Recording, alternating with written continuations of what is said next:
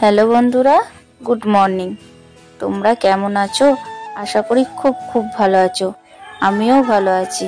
আমি রিনা, গ্রামের মেয়ে শহরে চ্যানেলে তোমাদেরকে অনেক অনেক স্বাগত আর অনেক অনেক ভালোবাসা। আমার বন্ধুদের কাছে আমার একটাই অনুরোধ, ফুল ভিডিওটা দেখার জন্য। দেখো, সকালবেলায় ছেলে আর আমি ঘুম থেকে উঠে গেছি, তারপরে জানলাটা খুলে দিয়েছি। এবার বিছনাটাকে দেখো গুছিয়েও নিয়েছি, তারপরে ঝাঁটাটা দিয়ে ঝেড়ে দিচ্ছি।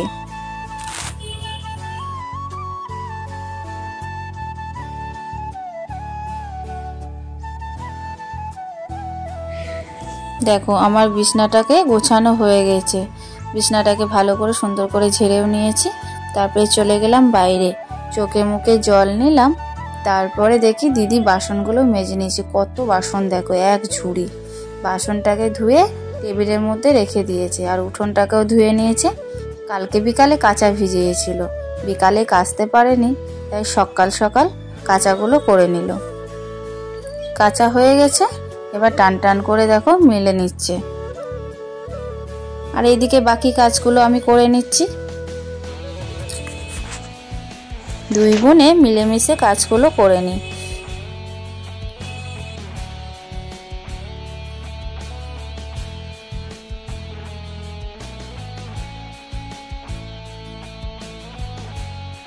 ওইদিকে দিদি কাঁচাগুলো মিলছে, আর আমি রান্নাঘরে চলে আসলাম চা করতে।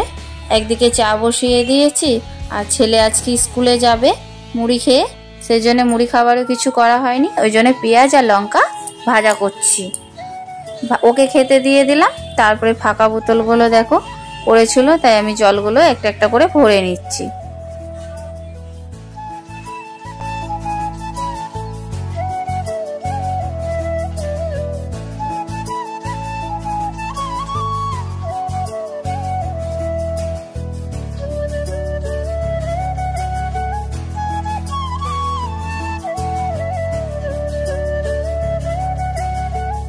সকালবেলাতে পুজো হয়ে গেছে, পুজো দেওয়া হয়ে গেছে, তাই তোমাদের সাথে একটু শেয়ার করে দিচ্ছি। ঠাকুরঘরটা তোমাদের সাথে শেয়ার না করলে একদমই ভালো লাগে না। আর গোপালকে কেমন লাগছে দেখো, আজকে গোপাল নতুন জামা পরেছে। আমার তো খুব ভালো লাগছে, তোমাদের কেমন লাগছে একটু অবশ্যই কমেন্ট করে জানিও। তারপরে চলে গেলাম রান্নাঘরে। এদিকে আমার রান্না বান্না বসিয়ে দিয়েছি, আর সবজি সমস্ত কেটে নিয়েছি। দেখো, এখানে ডাল বসিয়ে দিয়েছি, আর এখানে শাক হচ্ছে, আর এখানে 5 রকম ভাজা হবে। আর মশলা কেটে নিয়েছি ঝোলের জন্য, মাছের ঝোলের জন্য। ফুলকপি আর আলু কেটে নিয়েছি, মাছের ঝোল বানাবো। আর ওখানে ফ্রিজ থেকে মাছটাকে বের করেও রেখে দিয়েছি। রান্না বান্না সব হয়ে গেছে, এখানে ঢাকা দিয়ে রেখে দিয়েছি। আর এখানে পায়েস বানাবো, তাই দুধটাকে বসিয়ে দিয়েছি গরম করতে, আর এখানে চালটাকে ভিজিয়ে রেখেছি। আজকে হচ্ছে দিদির জন্মদিন, সেই জন্য পায়েসটা বানাবো। দুপুরবেলায় এবার দিদিকে খেতে দিয়ে দিয়েছি। আর আজকে আমি সমস্ত রান্না নিজের হাতেই করেছি, দিদিকে খেতে দেব বলে। আজকে দিদির জন্মদিন, সেই উপলক্ষে। দেখো আমি কি কি রান্না করে দিয়েছি। ভাত, 5 রকম ভাজা, ডাল, ফুলকপি আলু মাছ দিয়ে ঝোল, পায়েস, মিষ্টি, দই। যতটুকু পেরেছি আমি ততটুকুই করে দিয়েছি। দিদি তো আমার খুব খুশি, তাই দিদিও খেতে লেগেছে। তার সাথে আমাদেরও সবার ভাত বেড়ে নিয়ে আমরাও খেতে বসে গেছি। খাওয়া দাওয়া করে একটু শুয়ে পড়েছিলাম। তারপরে বিকাল হয়ে গেছে। বিকালবেলায় ঘুম থেকে উঠে সব বাসনগুলো পড়েছিল, সেই বাসনগুলো দেখো আমি জল বুলিয়ে নিচ্ছি।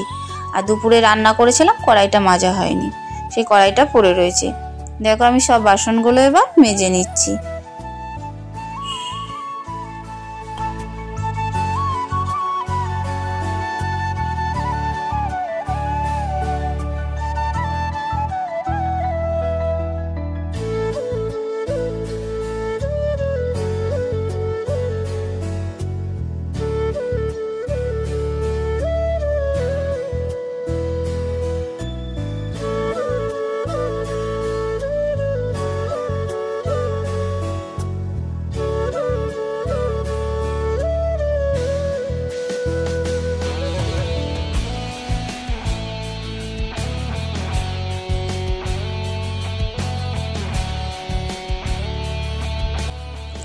সব বাসন দেখো আমার ধোয়া হয়ে গেছে।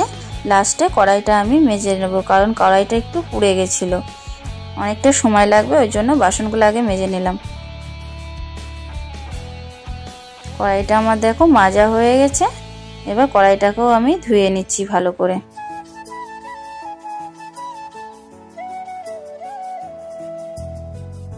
ওখানে দেখো কত ভাত এঁঠো কাটা পড়েছিল, তো সেই জন্য ভালো করে ওখানটা পরিষ্কার করে ধুয়ে নিলাম।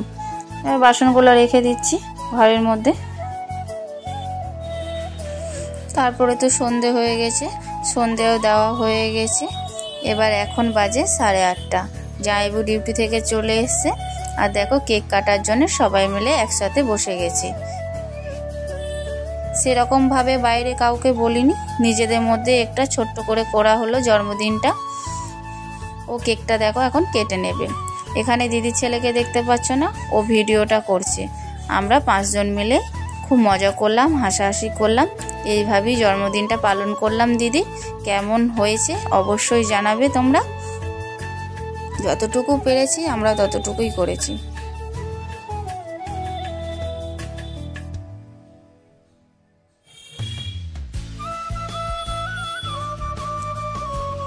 কেক কাটার পরে দেখো ফার্স্ট আমার ছেলেকেই খাইয়ে দিল দিদি, তারপরে বাবাইকে খাওয়াচ্ছে।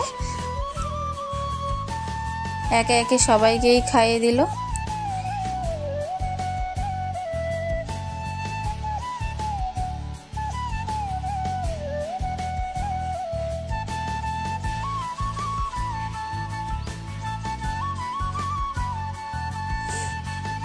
দিদিকে দেখো জামাইবাবু কেক খাইয়ে দিচ্ছে, আর কি হাসাহাসি করছে সবাই মিলে।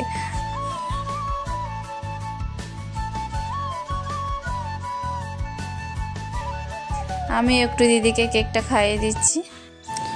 দেখো সন্ধ্যেটা তো খুব ভালোই কাটালাম আমরা।